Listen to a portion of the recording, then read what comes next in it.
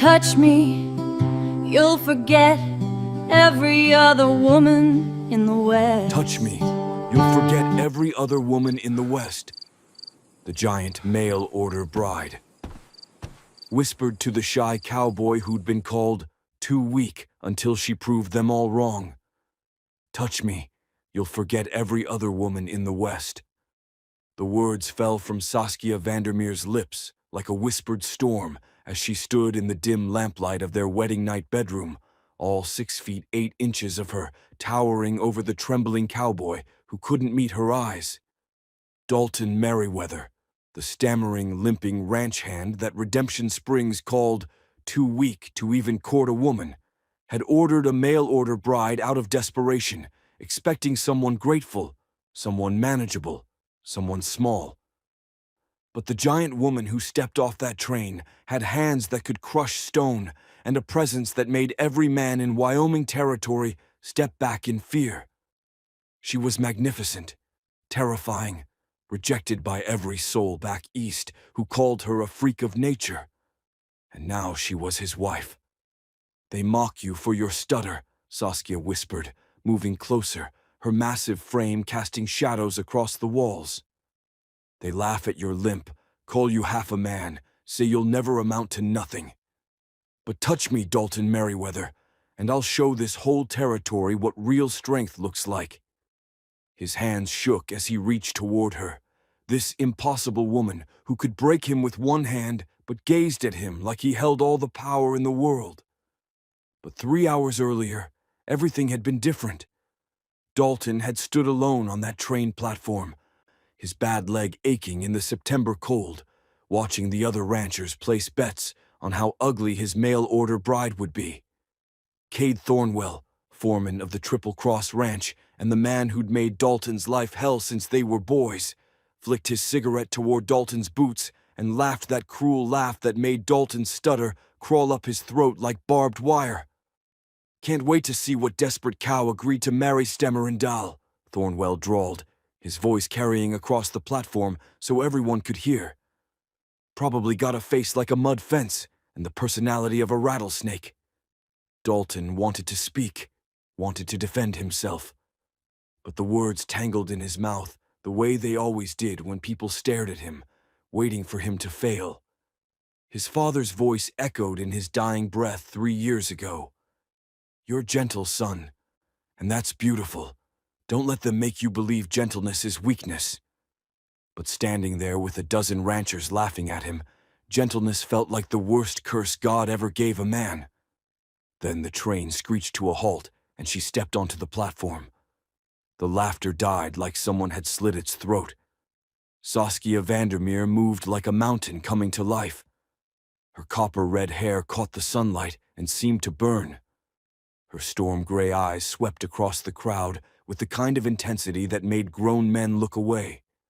She wore a simple traveling dress that couldn't hide the power in her shoulders, the strength in her arms, the impossible height that made her seem like she'd stepped out of some ancient legend about giants who walked the earth before normal people existed. She lifted 2 steamer trunks, one in each hand, like they were filled with feathers instead of everything she owned in the world. The platform boards groaned under her boots. Somewhere behind Dalton, a man whispered, "Jesus Christ," like a prayer. Saskia's eyes found Dalton's. For a moment, the world held its breath. "You're shorter than your letter suggested," she said, her voice like distant thunder rolling across summer plains. Behind him, Thornwell exploded with laughter that cut through the silence like a knife. "Jesus Christ, Merriweather, you ordered yourself a goddamn giant. What's next? You gonna marry a grizzly bear?" The other ranchers joined in, their laughter building and building until it felt like the whole world was laughing at both of them. Dalton's face burned with shame so deep it felt like his skin was on fire. His stutter locked his throat completely. He couldn't even apologize to this woman for bringing her all the way from Pennsylvania just to be humiliated in front of a crowd of cruel strangers. But Saskia didn't flinch. She set down her trunks with a thunderous double thud that silenced the laughter. She walked toward Dalton with slow, deliberate steps that made the platform shake. When she reached him, she didn't look down at him the way everyone else did. She somehow made standing beside him feel natural, like she was choosing to meet him at his level, instead of towering over him like a judgment. "Dalton." Her voice softened in a way that made his heart hammer against his ribs. Yes, ma'am. I'm sorry, I'm not what you." She pressed one massive finger gently to his lips, and the touch was so tender it made his eyes burn with tears he refused to let fall. "Take me home, husband." The ceremony at Redemption Springs Chapel lasted 10 minutes. Reverend Josiah Whitmore kept losing his place in the Bible, distracted by how Saskia had to duck through the doorway and how her presence seemed to fill the entire church, like she was something holy and terrifying all at once. Dalton's hands shook so badly he could barely slide the thin gold band onto her finger, a ring that looked like a child's toy on her massive hand. When the Reverend said, "You may kiss your bride," Saskia had to kneel on the chapel floor so Dalton could reach her lips. The kiss lasted 3 seconds. It was the first time Dalton Merriweather had ever kissed a woman, and it tasted like hope mixed with terror. Now, hours later in their bedroom, with the sun setting over the Bighorn Mountains and painting everything gold and crimson, Dalton stood frozen as his wife, his impossible, magnificent wife, sat on the edge of their bed and folded her powerful hands in her lap like she was trying to make herself smaller. The bed frame groaned under her weight. She still wore her wedding dress, and in the fading light she looked like some warrior queen from the old stories, beautiful and fierce and utterly alone. "I should tell you something," Saskia said quietly, her eyes fixed on her hands instead of his face. "Back in Philadelphia, they called me a freak, said I was cursed by God for my size, said no decent man would ever want me, that I'd die alone and unloved like the monster I was." Her voice cracked just slightly. "My own father, the man who was supposed to protect me, he told me to my face that I was an embarrassment to our family, that every time he looked at me, he saw proof that God hated him." Dalton's heart shattered. He limped closer, his bad leg dragging across the wooden floor. You're not a freak. You're not weak," she interrupted, finally meeting his eyes. "Saw how you helped that elderly woman with her packages at the station, even though you could barely carry your own bag with that bad leg. I saw how you spoke gently to your horse when we rode here, like you understood its fear. Strength isn't just muscle, Dalton. Real strength is being kind when the world's been cruel to you." He reached the bed, standing close enough to smell the lavender soap she'd used before the ceremony. His hands, small and scarred from ranch work, lifted toward her waist but stopped halfway, trembling in the air between them. "I can't.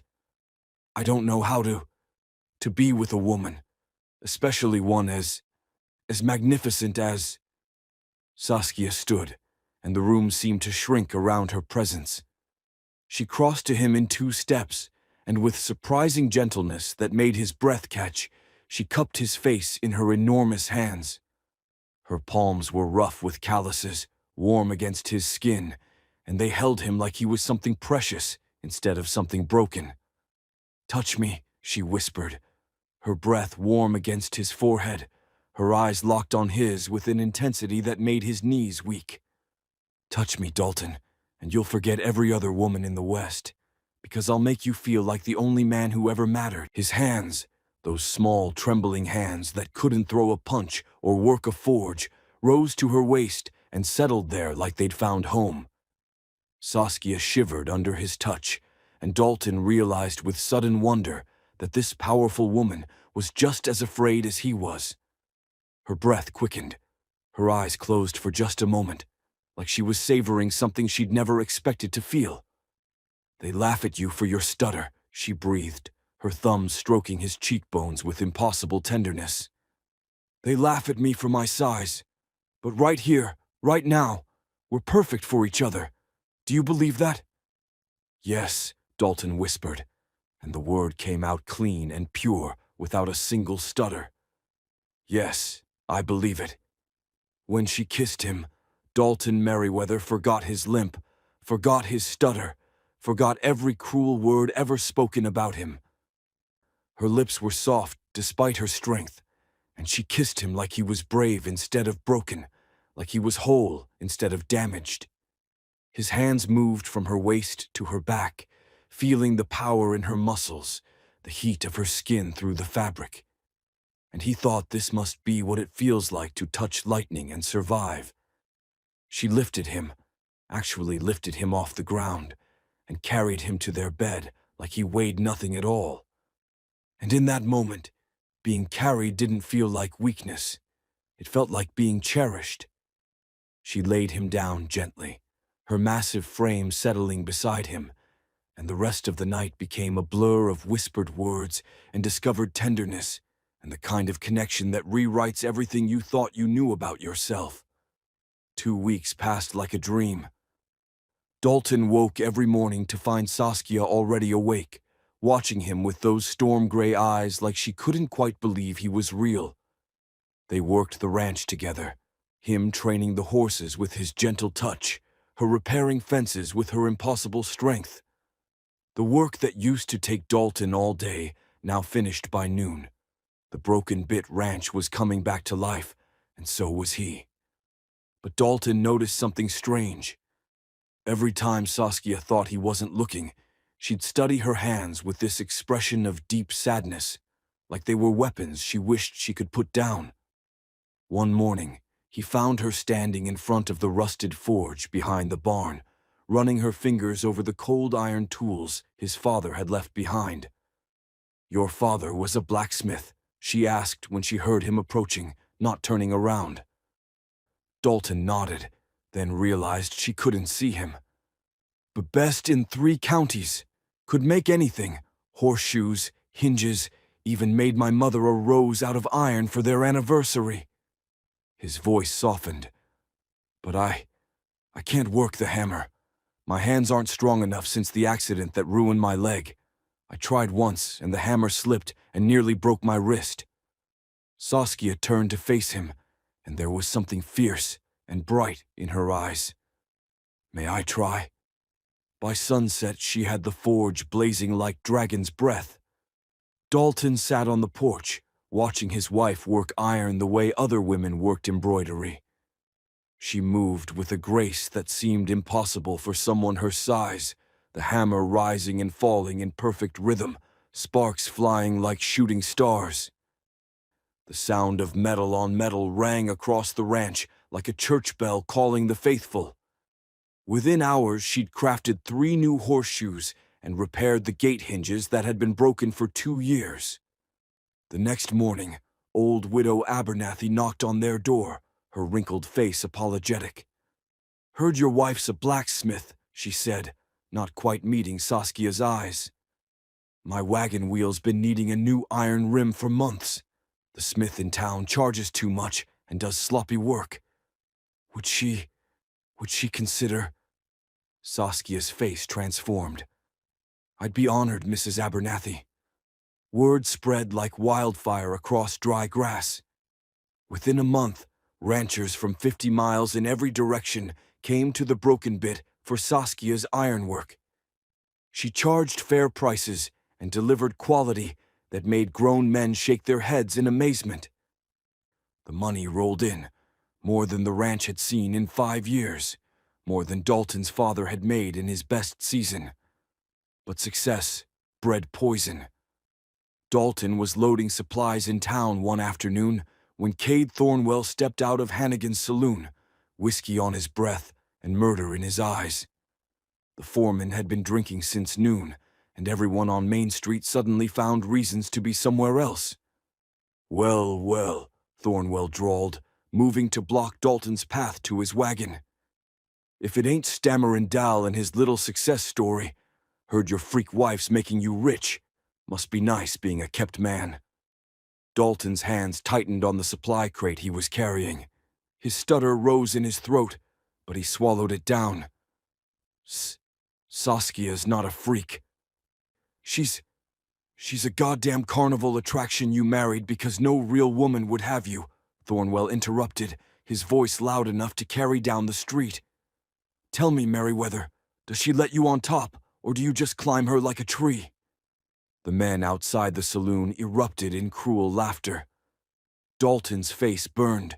The supply crate slipped from his hands and crashed to the dirt, spilling flour and sugar across the ground. That's what I thought, Thornwell sneered, stepping closer until Dalton could smell the whiskey and hatred radiating off him. You're pathetic, always have been. That giant wife of yours don't change the fact that you're half a man who can't even speak a full sentence without sounding like an idiot child. Something snapped in Dalton's chest. The stutter vanished, burned away by pure rage.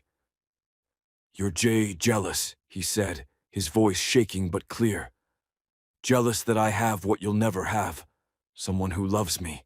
Someone who sees value in me. Saskia is worth 10 of you, Thornwell. She's stronger, smarter, and kinder than anyone in this goddamn town. Thornwell's face went dark red.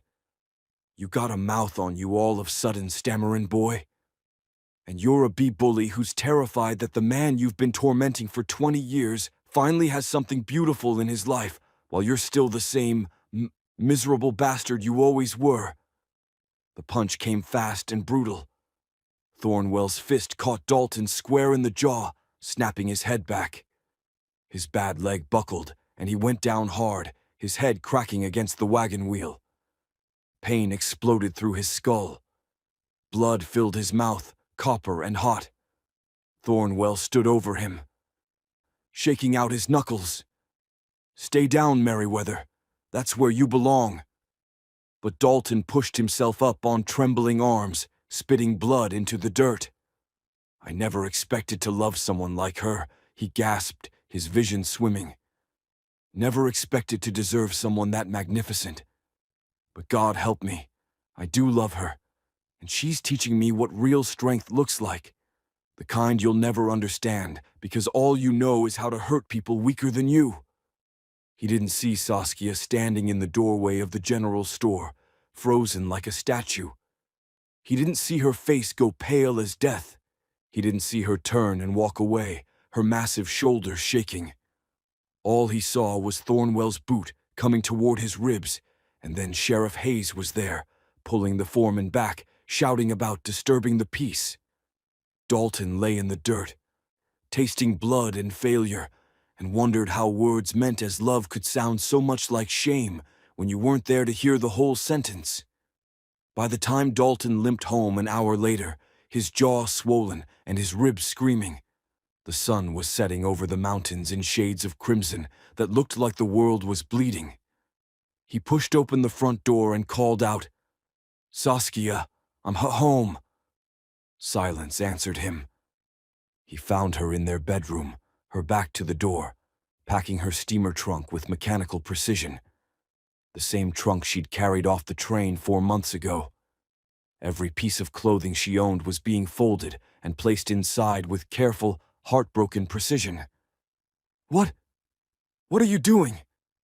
The words barely made it past Dalton's swollen lips. I'm leaving.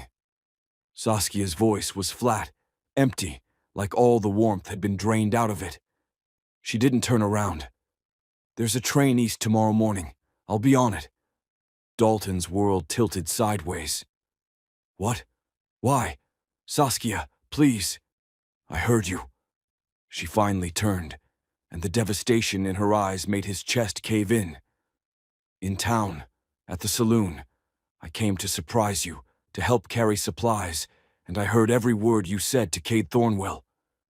Then you know I defended you. I told him, you said you never expected to love someone like me. Each word fell like a stone into dark water. You said you never expected to deserve someone like me, and I understood perfectly what that means. No. Dalton crossed the room despite his screaming ribs, despite his bad leg that could barely hold his weight. No, you don't understand. I understand that even you, sweet, gentle Dalton, who I thought was different, even you see me as a freak." Tears streamed down her face, and seeing this powerful woman cry made something break inside Dalton's soul. "I'm not a wife to you. I'm a novelty, a giant you settled for because you couldn't have better. And eventually, you'll resent me for it. Eventually, you'll hate me the way everyone else does." "That's not— My own father looked at me every day with disgust," Saskia continued, her voice rising with years of buried pain. "My mother couldn't even hug me after I turned 12 because I was already taller than her, and it made her uncomfortable. Boys threw rocks at me in school. Men crossed the street to avoid walking near me. And I thought, God, I was so stupid. I thought maybe out here in the West, maybe with you, things would be different." She turned back to her packing, her massive hands shaking as she folded a dress. "But you're ashamed of me too. You're just kinder about hiding it. So I'll leave before you have to live with that shame anymore. You can tell everyone your giant wife abandoned you. At least then they'll pity you instead of mocking you." Something ignited in Dalton's chest. Not anger, not desperation. Something bigger. Something that burned through his stutter and his fear and every insecurity that had chained him his entire life. "Stop," he said, and his voice came out strong and clear. "Stop packing and look at me." Saskia froze but didn't turn around. "I said I never expected to love someone like you," Dalton continued, moving closer until he stood right behind her towering frame. "Because I never expected to be loved at all. I'm a broken-down, stammering cripple who can't even throw a goddamn punch. I've spent my whole life being told I'm not enough, that I'm weak, that I'm worthless. And I believed it. I believed every cruel word." He reached up and placed both hands on her back, feeling her shoulders stiffen under his touch. "But then you stepped off that train, and you looked at me like I mattered, like I was worth something. You didn't see my stutter or my limp. You saw me, the real me underneath all the damage. Dalton, I never expected to love someone like you because I never expected to deserve someone magnificent." His voice cracked, but he pushed through. "Someone strong where I'm weak. Someone brave where I'm afraid. Someone who makes me want to be better than I am. You're not a freak, Saskia. You're not a novelty or a giant I settled for. You're the most beautiful, powerful, incredible woman I've ever known, and I thank God every morning that you chose me." Saskia's shoulders began to shake. "You really mean that? Turn around and look at my face. Look at me and tell me if I'm lying." She turned slowly, and when their eyes met, Dalton saw his own pain reflected back at him. Two broken people who'd found each other in a world that had tried to convince them they deserved to be alone. "I love you," he whispered, and there wasn't a trace of stutter in the words. "I love you because you're magnificent, because you're strong where I'm weak, because you see beauty in me when everyone else sees failure. I never expected to love someone like you, because I never expected to deserve someone like you. But I do love you, Saskia. I love you so much it terrifies me." She sank to her knees, bringing them face to face, and grabbed his shirt in both massive fists. "Say it again. I love you. Again. I love you, Saskia. Vandermeer Merriweather. I love you, and I'm begging you not to leave me. You're the only good thing I've ever had." She kissed him with desperate hunger, tasting the blood on his lips from Thornwell's punch, and they clung to each other like drowning people who'd finally found solid ground. The steamer trunk lay forgotten. The sunset painted their room in shades of gold and amber. And for the first time since that day on the train platform, they both believed they deserved to be loved. They made love on the bedroom floor because Saskia couldn't wait the 5 steps to the bed. Her strength and his tenderness mixed into something neither had ever known before. Afterward, they lay tangled together, her massive frame curled protectively around his smaller body, and Dalton felt safer than he'd ever felt in his entire life. I'm sorry, Saskia whispered into his hair. I'm sorry I didn't trust what we have. I'm sorry I let old wounds make me doubt you. We both have old wounds, Dalton replied, running his fingers along her arm. That's what makes us perfect for each other. We understand what it's like to be broken. She held him tighter. I won't leave, I promise. Whatever comes, we face it together. Together, he echoed. But neither of them knew that Cade Thornwell was sitting in Hannigan's saloon at that exact moment, drunk and furious, planning something that would test that promise in ways they couldn't imagine. 1 week later, Dalton rode into Redemption Springs to make the quarterly mortgage payment at the bank. 3 months of Saskia's blacksmithing money sat heavy in his saddlebag, enough to keep the Broken Bit Ranch afloat for another season. The morning was crisp and clear, the kind of autumn day that made Wyoming Territory look like God's favorite painting. He was halfway down Main Street when he heard the gunshots.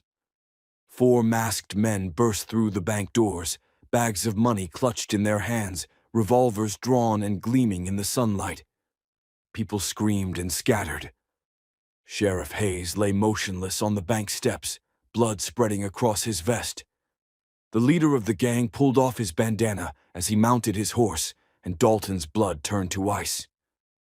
Cade Thornwell grinned at him like the devil himself. Well, well, stammerin' Dal, perfect timing. Dalton's horse reared and nearly threw him. His bad leg screamed as he struggled to stay in the saddle.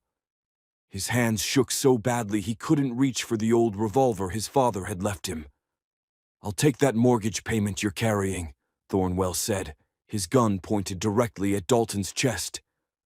Call it payment for all the humiliation you caused me last week. You shot the sheriff, Dalton stammered, his throat closing around the words. He got in the way, just like you're about to. Thornwell cocked the hammer. Unless you hand over that money real peaceful-like. Dalton's mind raced. That money was everything. Without it, the bank would foreclose on the ranch. He and Saskia would lose their home, their forge, their entire life together. But if he didn't hand it over, Thornwell would shoot him dead in the street. His hand moved toward the saddlebag. Then a shadow fell across Main Street like a storm cloud blocking the sun. Saskia Vandermeer walked down the center of the street, still wearing her forge apron, her leather gloves, and her work boots. She carried her blacksmith's hammer in one hand, 20 pounds of solid iron that she swung like it was made of straw. Her copper-red hair blazed in the sunlight. Her storm-gray eyes were fixed on Thornwell with the kind of fury that makes mountains crumble. "Step away from my husband," she said, and her voice carried the weight of Judgment Day. Thornwell laughed, but it sounded hollow, nervous. "Or what, freak? You'll smith me to death. Or I'll break you in half." Saskia's words weren't a threat. They were a promise carved in stone. 3 of Thornwell's men rushed her at once, guns forgotten, thinking they could overwhelm her with numbers. Saskia moved with terrifying grace. Her hammer caught the first man in the ribs with a sickening crack that sent him flying into a water trough. Her free hand grabbed the second by his collar and threw him clean through the general store window in an explosion of glass. Her boot caught the third in the chest, and he skidded 20 feet down the dirt street, unconscious before he stopped moving. The whole thing took 5 seconds. Thornwell pressed his gun to Dalton's head, the cold metal biting into his temple. "Stop, or I blow his brains out right here." Saskia froze mid-step, her face going white with terror. "Don't, please, he's everything to me." "Then drop the hammer, freak, and get on your knees like the monster you—" Dalton didn't think. For the first time in his life, he didn't let fear paralyze him. He jabbed his elbow backward into Thornwell's ribs with every ounce of strength he had, twisted despite his bad leg screaming in agony, and grabbed for the gun. The weapon went off. The bullet creased Dalton's shoulder in a line of fire. But he held on, his fingers locked around Thornwell's wrist like iron shackles. Saskia covered 30 feet in 4 massive strides. She grabbed Thornwell by his shirt, ripped him away from Dalton, and lifted the foreman completely off the ground with one hand. His boots kicked uselessly in the air. "You want to see a freak?" she growled, her face inches from his. "Touch my husband again, and I'll show you what a freak can do." She threw him into the horse trough so hard the wood exploded into splinters. Thornwell lay in the wreckage, coughing up water and blood, completely broken. The town doctor bandaged Dalton's shoulder, while the new deputy hauled Thornwell and his gang to jail. Main Street was silent except for the wind and the sound of Saskia's ragged breathing as she knelt beside her husband, checking him over and over with shaking hands. "You fought him," she whispered, tears streaming down her face. "You were terrified, and you fought him anyway."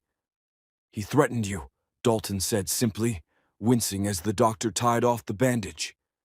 Nothing else mattered. That night, lying in their bed with his shoulder throbbing and her arms wrapped protectively around him, Dalton realized something profound. The town wasn't calling them weak anymore. They weren't calling Saskia a freak. They were calling them the strongest couple in Wyoming territory. Not because of Saskia's muscles or Dalton's newfound courage, but because they'd proven that real strength isn't about size or power or never being afraid.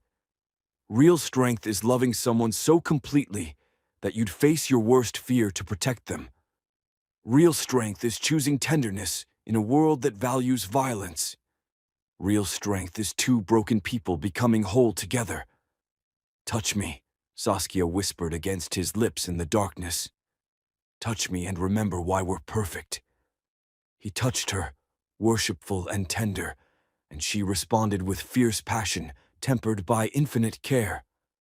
Outside, Redemption Springs slept peacefully, forever changed by the shy cowboy and his giant wife who'd redefined what it meant to be powerful.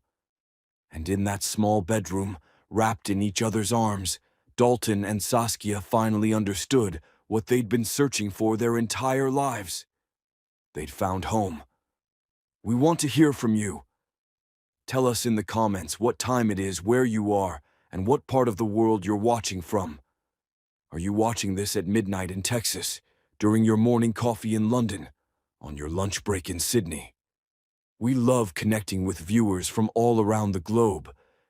And if you're enjoying this story and don't want to miss more powerful, emotional tales like Dalton and Saskia's, make sure to hit that notification bell right now so you'll be the first to know when we drop our next video. Trust us, you won't want to miss what's coming next.